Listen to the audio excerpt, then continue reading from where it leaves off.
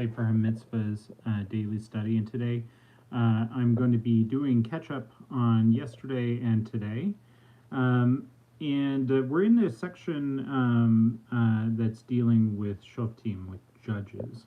And so that's talking about, in Mishnah Torah, the corresponding text to Sefer HaMitzvos, it's talking about setting up courts and the laws of the court systems in a Torah-based court system, obviously not the United States, not not some other country, and not even in Israel is this currently the way things are entirely run. But it is what the Torah states should be the way the system is set up. So right now we've got for yesterday 3 mitzvahs, starting out with positive commandment 176, and this is the commandment to have a judicial system. This comes from Deuteronomy 16:18, which says to appoint judges and officers in all your gates. So we're commanded to appoint judges who will implement the Torah's commands and compel those who stray from the true path to follow the mitzvahs, the commandments. They will command regarding the performance of good and warn against evil, and will implement punishments against those who transgress the Torah. In order that the observance of the commandments and the prohibitions of the Torah not be given to the discretion of each person. Each person doesn't get to do what's right in their own eyes. The courts enforce what is the law. The law in Genesis through particularly Exodus through Deuteronomy. Is sort of like the constitution of the ideal state of Israel, and the 12 tribes of Israel, and so that is not up to each person's interpretation. It's not you hear people say, well, I feel like God told me this is what it means or whatever. It's, we're talking about something that has actual real consequences if you break the law. Like if you steal something, if you kill somebody, God forbid, then in the United States you don't get to say, well, I interpreted the law, and this is how I understood it. There's courts and lawyers who tell you how that's to be interpreted. All right. So this mitzvah to have a court system includes the establishment of judicial hierarchy. So we start out with 3-member courts at least. And then you have 23 judges. So I'll read this. It's a little bit long here, so I'll read through this. A court of 23 judges, so that's known as like a small Sanhedrin, is established in every city that meets a minimum population requirement. This court, called the Sanhedre Katana, or the small court, convenes at the gate of the city, so downtown. The city should not have sufficient. If the city does not have sufficient population to warrant a 23-member court, then they should at least have a 3-member court, which presides over minor matters and moves the bigger issues that need to be dealt with by higher courts, moves them to another court above them in another locale. The local courts appoint inspectors to monitor the markets and ensure the people conduct business with honesty, so that not even slight injustices are perpetrated. Every tribe, so every one of the 12 tribes, has its own supreme court. And in Jerusalem, There is a in what Genesis through Deuteronomy lay out is that there should be in Jerusalem a Beit Din Hagadol, a high court consisting of 70 judges, in addition to the chief presiding justice. If you remember I believe was it in Exodus that I should remember the location in the Bible where it is, but Moses appoints 70 elders, and he presides over them. That's the birth of the Sanhedrin. So the person who presides over them as the chief justice is known as the Nasi. The king is like when Messiah comes, my knowledge, he's going to be the Nasi, the chief presiding justice over the reassembled Sanhedrin. This court gathers in the location designated for them, and which was in a chamber actually in the Holy Temple when that was standing, known as the Chamber of Hewn Stone. All right. Next is the negative commandment, the commandment not to appoint an unqualified judge. This comes from Deuteronomy 1:17. So it's forbidden for the Supreme Court or an exilarch. An exilarch is essentially a king in exile. When Israel was exiled, during any of its exiles, if there was a leader of the Jewish people, or particularly in the first exile, there were exilarchs, which were to my knowledge, they were essentially not quite kings, but they were rulers in exile. Anyway, to appoint a judge who is not versed in Torah wisdom, though the individual possesses other qualities. So they might have lots of really good qualities, but if they're not well versed, so to speak, in the Torah, in the law, in God's law, then they're not allowed or not supposed to be made into a judge. So, for instance, you can't say, I'll appoint this individual because he's handsome, powerful, related to me, lent me money, or proficient in many languages. That is a perversion of the justice system. And so, even if it's out of ignorance, it's not allowed.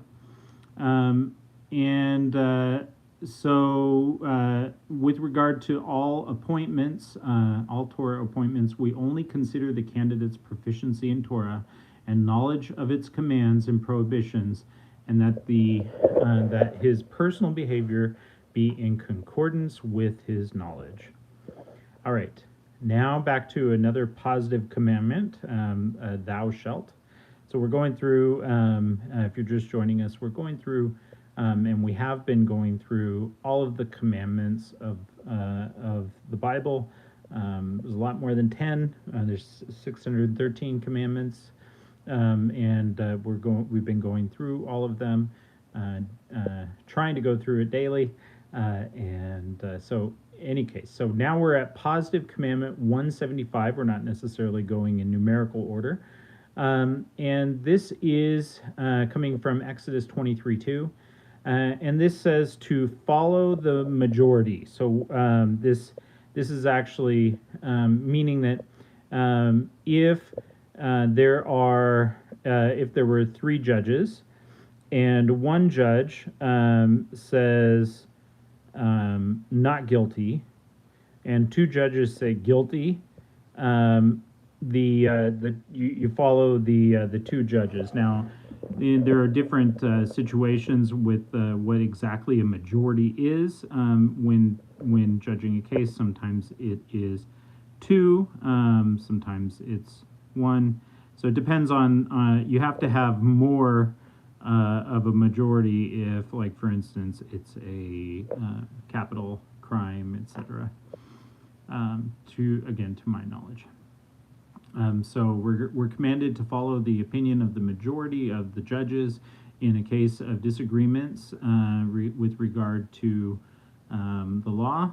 This mitzvah also applies to adjudication between litigants if there's no consensus among the local judges regarding which party is in the right and which is in the wrong. All right, now to today. Today's lesson, we just did a catch up on yesterday. This is day 314. Not much to go. We've been doing this for almost a full year here. So starting out with negative commandment 282. So negative commandment 282, and this is going to what I was talking about with the majority. This is derived from Exodus 23:2, but that you're not to, or the judges are not to issue a capital verdict by a one-vote majority. So it's forbidden for a judge in a capital case to follow the majority decisions if the majority is only one vote greater than the minority. If there's disagreement between the judges whether an individual is deserving of capital punishment and the group of judges that wishes to convict is one vote more than the group that wishes to acquit, it's forbidden to execute the defendant. All right. So that works in your favor. It's a hung jury, so to speak, but with the judges. Negative commandment 283, independent judicial opinions. So again, just derived from Exodus 23:2, a judge is forbidden to rely upon the reasoning presented by a fellow judge to convict or acquit a defendant without himself examining and analyzing the issue based on the case's foundations. He may not say, I'm satisfied to simply agree with the opinion of this other judge because of his prestige. Rather, each judge must state the opinion that he independently arrived at.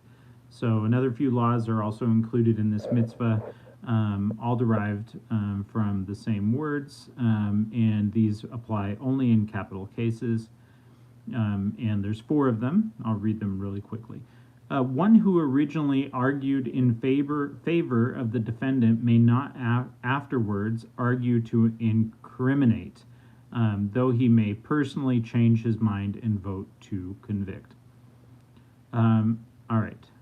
Number 2, when hearing a capital case, the judges must open the proceedings with words in defense of the defendant. So he has to be defended initially. If exculpatory evidence is found after the guilty verdict has been handed down, the verdict is discarded and the court reconvenes to reconsider or to consider new evidence. The inverse is not true. So if a person is vindicated, he cannot be retried. There's no double jeopardy, is what we call that in the American system. Double jeopardy means you can't be tried for the same thing twice if you've been found innocent. And finally, when the time comes for the judges to state their arguments for or against the defendant, we do not start with the greatest of the judges, lest the others be influenced by his opinion. So there's not, the idea is not to have favoritism toward a certain judge's opinion just simply because he's very prestigious. All right, positive commandment 229. Now we're getting into different types of execution for capital crimes. And I believe there's 4 of them, but we're going to mention 2 of them now. We're not going to go through each of them. But the first one comes from Deuteronomy 22:24, which says, and you shall stone them with stones that they die. So certain sins are executed via stoning. But stoning was, each one of these things is done a little bit differently than you might think. It's not that this person is just like a bunch of stones are hurled at them like a Monty Python movie. This is done a little bit differently. And these were done, as part, not, you couldn't, nobody could just come and, do these things. There had to be done by the Sanhedrin, that made the ruling, and then the witnesses actually need to carry it out. So, all right, then positive commandment 228 is execution by burning. So this comes from Leviticus 20, verse 14. They shall be burned with fire, both he and they. And there are not very many situations where this one actually takes place. It's a very limited number of crimes that have this as a punishment. And remember, the punishments are to dissuade someone from committing the transgression in the first place. So that is that. It does not mean that they're tied to a stake and burned or anything like that. That is not how this was done. It's done differently, and I'm not going to go into all the details right now. Tomorrow we will continue with two more forms of execution, and then we'll talk about what you do after that. Now, these are obviously things that we don't want to see happen, and right now, none of these things are currently done by any Torah court. Nobody's doing these capital crimes.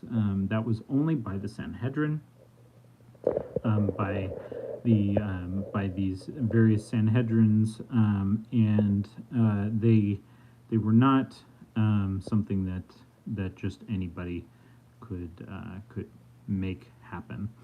All right, so that is lesson 313 and 314. With God's help, we'll be back tomorrow, hopefully, with 315, and we will have 5 more commandments, and we're getting so close to the end. I believe in this section of Judges there are 30 commandments, and we're getting through them quickly.